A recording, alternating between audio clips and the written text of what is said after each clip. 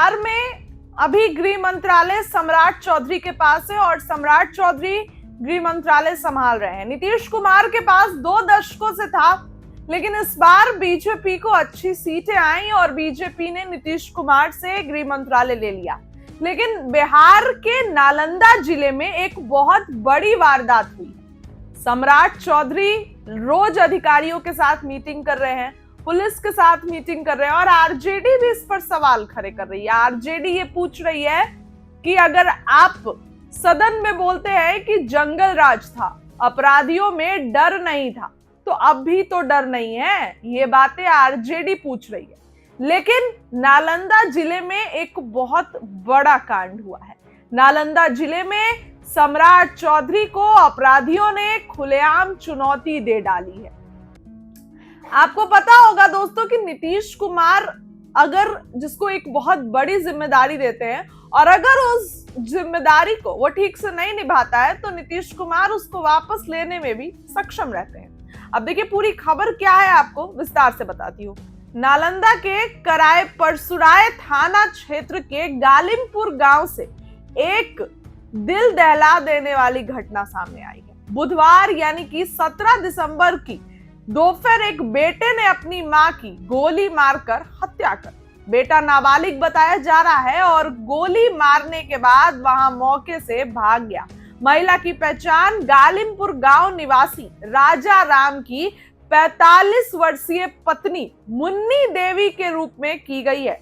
वहीं ग्रामीणों ने बताया कि घटना के वक्त मां और बेटे के बीच किसी बात को लेकर विवाद हुआ। हालांकि दोनों के बीच किस बात को लेकर कहासुनी हुई ये पता नहीं है।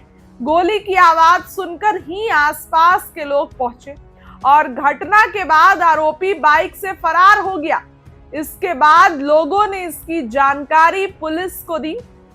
मौके पर पुलिस ने लोगों से पूछताछ की और महिला के शव को पोस्टमार्टम के लिए सदर अस्पताल भेज दिया गया।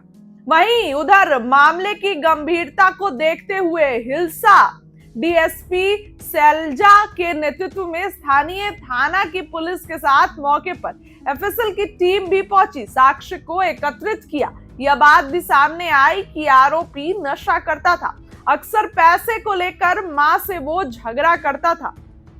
वहीं बता दूं आपको कि करीब 5 साल पहले मुन्नी देवी के पति और आरोपी लड़के के पिता राजा राम की धारदार हथियार से हत्या कर दी गई थी। उस वक्त मुन्नी देवी पर ही आरोप लगा था। वह जेल भी गई थी, कुछ समय पहले जेल से आई है। चर्चा ये भी है कि पति की हत्या के मामले महिला ने अपने कथित प्रेमी के साथ मिलकर की।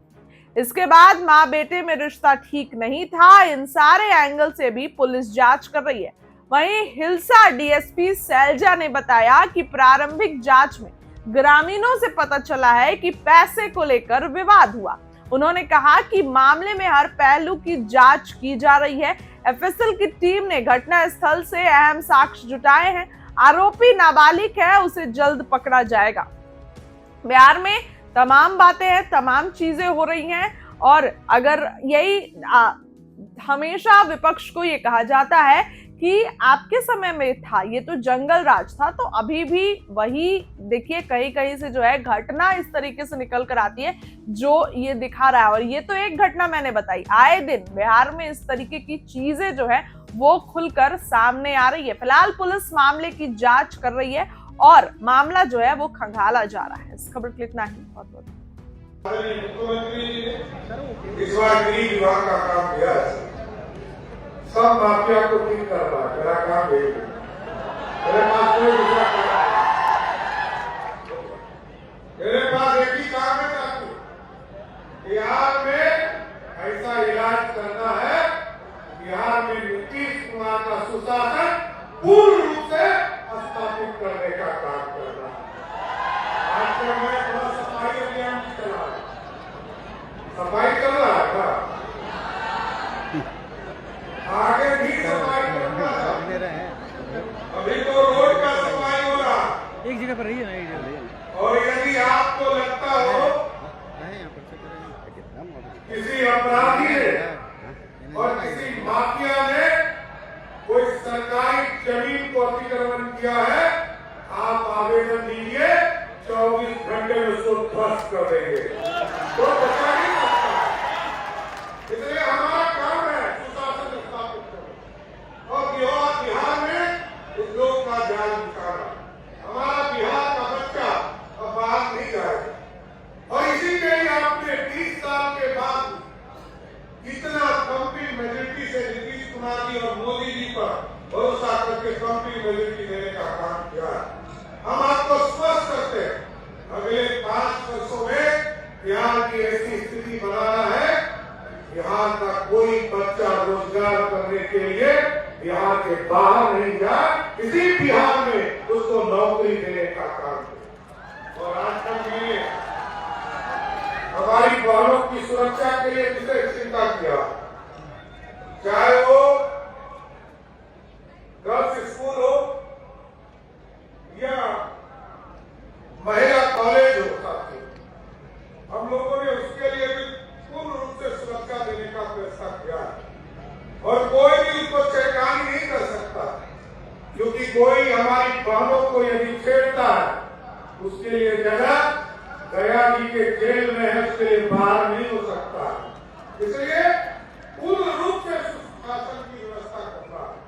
और मैं फिर से, क्योंकि हमको एक जगह और भी जाना है, ईमान में भी जाना है, पटना में भी स्वास्थ्य मंत्री जी का आयुष के डॉक्टरों को, आयुष के लोगों को जोड़ने के साथ साथ उसको नौकरी का आज नियुक्ति पत्र भी देना और फिर आगे के प्लानिंग के लिए आदरणीय मुख्यमंत्री जी के साथ आगे जो सरकार को चलाना उसकी भी कड़ी नीति है।